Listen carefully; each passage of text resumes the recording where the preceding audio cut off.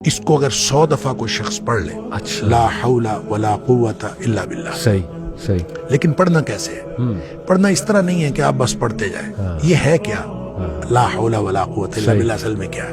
हौल का माना भी कुव्वत है और कुव्वत का माना भी कुव्वत है। ला हौला वला कुव्वत, यूं कह लीजिए ना कोई इज्तिमाई ताकत ना कोई इनफिरादी ताकत इल्ला बिल्लाह, सिवाय अल्लाह के।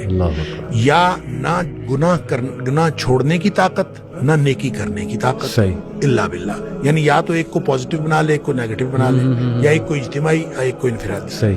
अब अल्लाह के सामने इसको अपना मसला समझ के ना, अपना जो भी मसला है वो सोचे, सही, और सोच के अपने अल्लाह के सुपुर्द कर दे। या अल्लाह, मेरी तो कोई ताकत नहीं, ना इनफिरादी ना इज्तिमाई, इल्ला बिल्लाह। हाँ, तू अता फरमाए ताकत तो हो सकती है। यूं मैं इसको कहता हूं, ये बेबसी का कलमा है।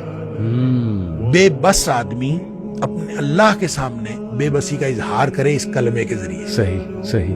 तो फिर ये नबी पाक सल्लल्लाहु अलैहि वसल्लम ने फरमाया, जिस शख्स ने कहा था ना मुझे वसवसे आते हैं, जी, आपने फरमाया ला हौल वला कुव्वता इल्ला बिल्लाह पढ़ा कर, तेरे वसवसे भी खत्म हो जाएंगे और इसके अलावा अल्लाह ताला तेरे 100 मसले हल कर देगा। वाह वाह। आप अंदाजा करें, एक शख्स के 100 मसले होते नहीं है।